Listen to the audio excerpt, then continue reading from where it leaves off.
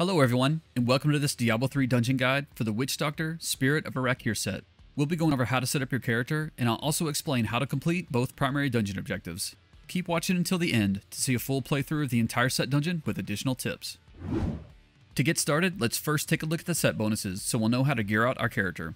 The 2-piece set bonus provides a permanent Spider Queen companion that will attack enemies. It's important to know that the Spider Queen will move to where you cast your Corpse Spider skill. You'll want to leverage this during the dungeon to help complete one of the objectives. With the 4-piece set bonus, every time you cast Hex, a toad will be summoned. This will provide a toughness buff, and the toad will also attack enemies. And lastly, the 6-piece set bonus provides a passive damage buff to several of the skills we'll use in our build.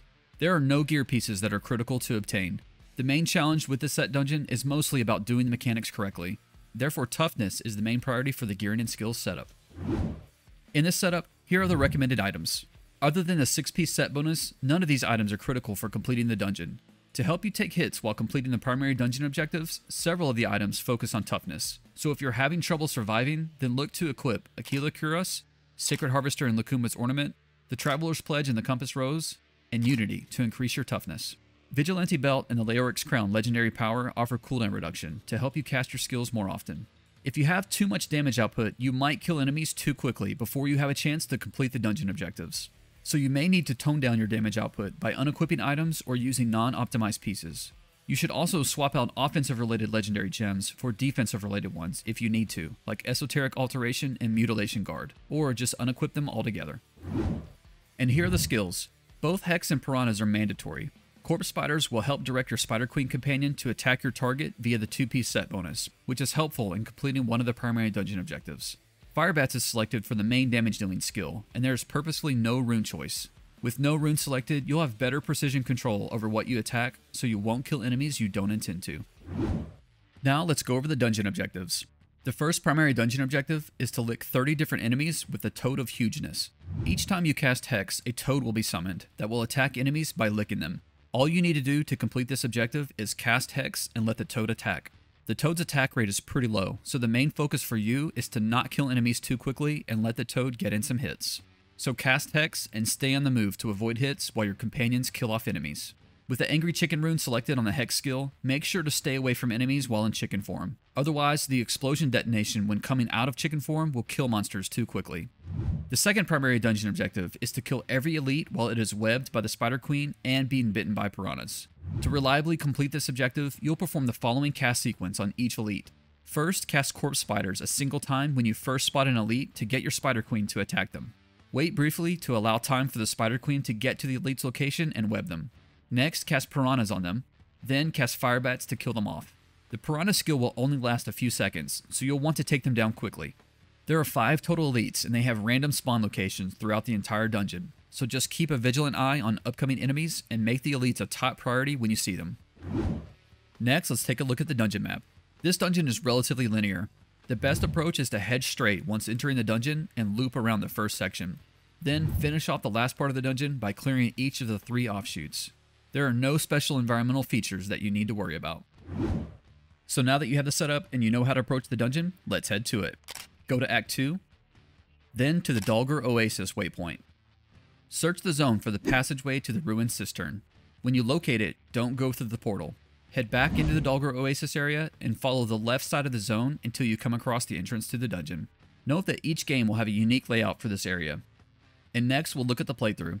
For this run, I went with very bare bones gear to demonstrate techniques. Any additional items or stats that you get consistent with the recommendations earlier will give you a much easier time completing the dungeon.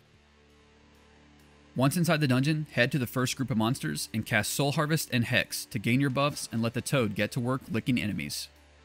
When you see an elite, go after them aggressively.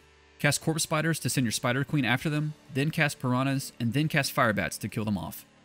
With the regular non-elite monsters, cast Hex and let your toad lick enemies to continue making progress on the first primary dungeon objective. Note that when you cast Hex, you will transform into a chicken form that lasts for a few seconds.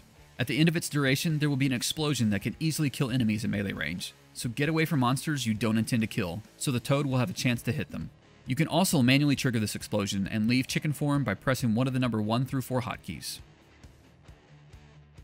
Just steadily move forward, letting the Toad and Spider Queen do most of the damage in this initial part of the dungeon, while you avoid hits and keep an eye out for elites. You may need to tone down your damage output if you're killing things too quickly, and your toad doesn't have a chance to lick enemies before they die. Here's the second elite. Use your cast sequence: corpse spiders, piranhas, then firebats. The piranha's effect will only last so long, so make sure you kill the elites quickly. Here's another elite again. If you see elites right next to each other, be careful because you'll have to wait on your skill cooldowns. Kite the enemy attacks and go through your cast sequence when you can. You may see multiple elites in very close proximity with each other. If so, try to single them out and kill one at a time. Killing multiple of them at once with your cast sequence is doable, but it can be difficult to group them up tightly. Here's elite number 4. Elites can really hit hard if you don't have a lot of toughness, so be careful around them. Keep casting Hex to benefit from its toughness buff and let your toad keep working.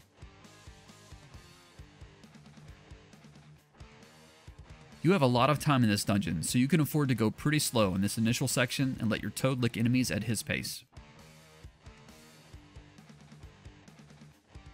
Since you'll be waiting on your companions so much to kill enemies, you'll want to make sure you have sufficient toughness to survive any hits. And there we completed the first primary dungeon objective. Now we can more aggressively kill enemies by using firebats, but still keep an eye out for elites. Use Spirit Walk to get a boost of movement speed when you need it. Continue casting Hex to keep the toughness buff up, and now you can also leverage the chicken form explosion to help kill enemies.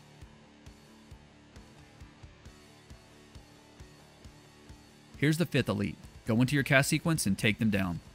Always go after the elites quickly, otherwise your Spider Queen and Toad companions may kill them before you can get your cast sequence off. Now we just need to kill the remaining enemies. Here's the 3 offshoots at the end of the dungeon. Just go down each hallway one at a time and clear them out.